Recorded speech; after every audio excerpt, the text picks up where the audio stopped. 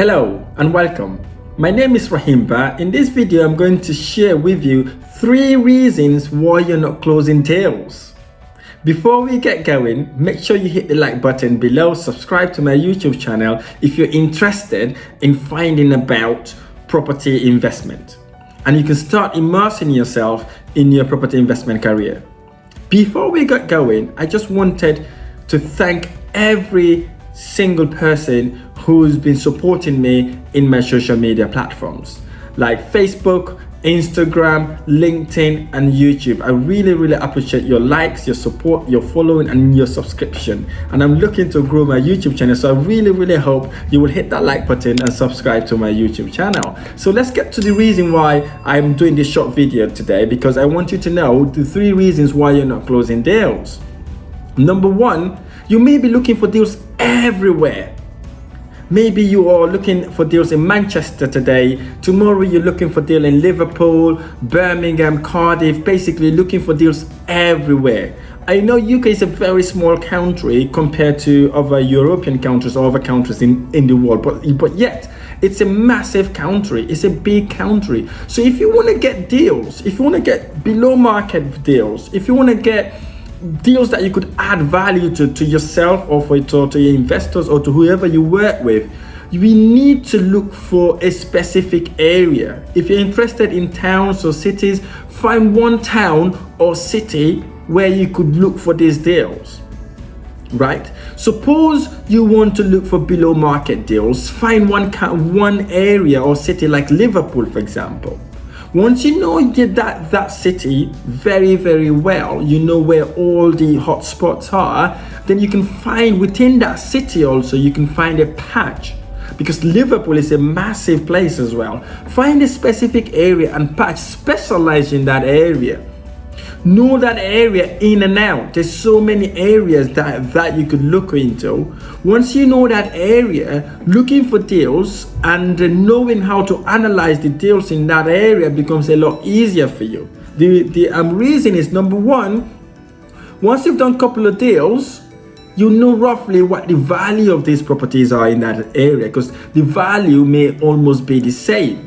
Number 2, you will know what the rental income is in the area, because it's a specific area. That then speeds up the process of actually analyzing, evaluating deals, booking viewings. It makes your life a lot easier because you will be viewing those property within a certain area. If it's a 2-mile radius, do it. If it's a 3-mile radius, do it. That way you'll be able to actually analyze, view, and put offers in so many deals, right? So if you're looking for deals everywhere, please stop doing that now. That's why you're not getting the deals. You get that? That's why you're not getting it. So stop doing that. However, if you have a partner that you work with, right, get them to look in a different area. Suppose you're looking at Liverpool, get them to look at maybe Cardiff, for example, or somewhere in Birmingham, for example. So you both concentrating in different areas. There's no point for you both to sit down to analyze one area. So you specialize in a specific city or town, and he or she specializes in another city and town. Number 2, there is no strategic plan or processes on how you get these deals, right? I advise you have maybe Excel spreadsheet if you don't have a CRM software, where you could list all your deals, so you'll be able to track them, monitor and control to see what you're doing. For example, organize when you're going to call all those investors or vendors or landlords, whatever strategy that you're doing in terms of sourcing side of things. Right, organize when you need to call when you need to call these people, and then also the ones that have not picked up, write a note somewhere that reminds you what had happened, or if they picked up, write a note along that deal, what had happened, what the status of that deal is. And then also, if you've been calling these people several times and they've never bothered to pick up, maybe you need to change your strategy. If you're ringing them in the morning, try the afternoon. If you couldn't get them in the afternoon, try in the evening, because some people may be working, property may just be a side business for them, or that property is really not what they're really interested in. So find a time to ring them so you can get hold of them and speak to them directly. If that doesn't work, text, email, or send them a letter. Again, if you have an Excel spreadsheet, if you don't have a CRM system, you have to be having columns and rows that would monetize that for you. So if you already contacted someone, just tell them, okay, just write the status, what you need to do next, what you've done, and what you need to do in the future. So that way you don't actually get so many deals, you get overwhelmed and you don't know where you're going, what's happening, and you cannot track it. You get confused, and then what happened? You give up. Right? So you need to actually know what you're doing, monitor and control it, progress it, monitor it, review it every single day to understand where you are and what you need to do to get hold of those landlords, okay? And also for the deals that you're not able to close, right? Do not delete them, right? Leave them there. Give them a couple of weeks, 3 weeks, 4 weeks. I usually leave it for 4 weeks. The reason why you do this is because you want to know whether that deal, that actual property has been sold or not, because sometimes deals fell through. You know, I had a deal, I got rejected in Newcastle the other day, but what happened was I told them my offer was still on the table if the deal fell through with the person who was going to buy it. Guess what? Couple of weeks, 3 weeks later, they rang me and told me the deal has fell through. Vendor is very, very motivated, wants to sell, and they're looking for cash buyer or a bridge buyer. Guess what? I went back to the vendor, to the agent, told the agent I'm interested, I'm still interested, but the price I had before, I'm no longer offering that price. Obviously, I discounted the price slightly.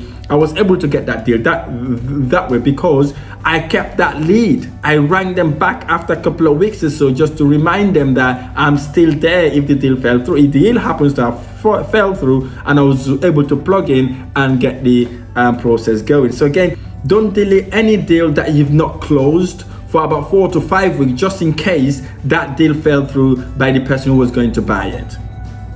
Number 3, lots of property investors don't want to do the hard work. They don't want to do the dirty work, right? You need to be looking for properties that you could add value to, right? Property that's not been done up, for example. Suppose you're doing rent to rent, right?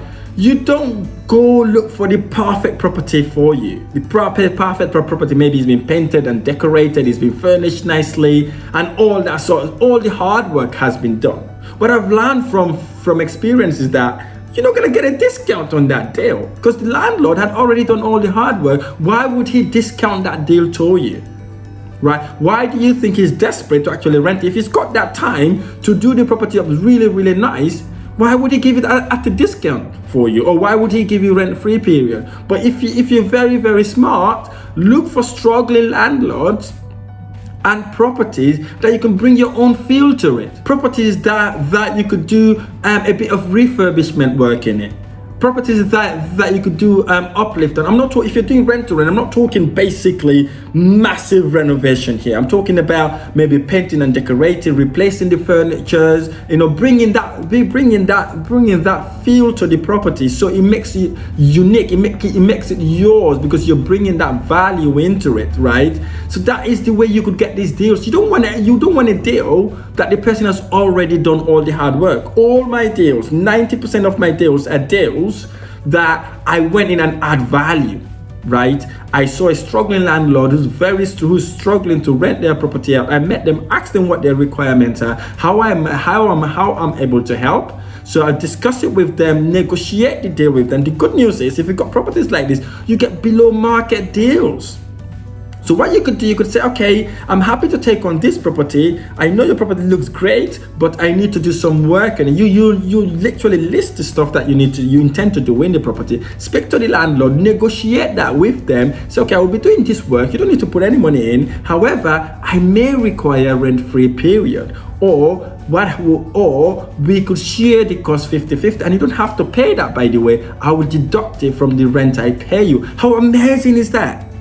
It's absolutely no-brainer. That's how I do my deals. Most of the landlords are struggling anyways. They need someone to help them, and some of them struggling financially as well, especially now when there's so many vacant HMO properties because there are no students to occupy this property. If you work alone, tell that landlord, listen, I can take on your property on a guaranteed rent, free repair and maintenance, free management, right? And I'll look after your property, right? They would want to give that property to you, right? They would want you to look after that property to you, because some of these people are literally attached to these properties. If you can tell them what you could do to that property, how much money you could pay them, and how you could guarantee that rent to them, most of the landlords would happy to give you 4 to 6 or 8 weeks rent-free pay period, because they know you're adding value to the property, not just to the property, you're adding value to themselves.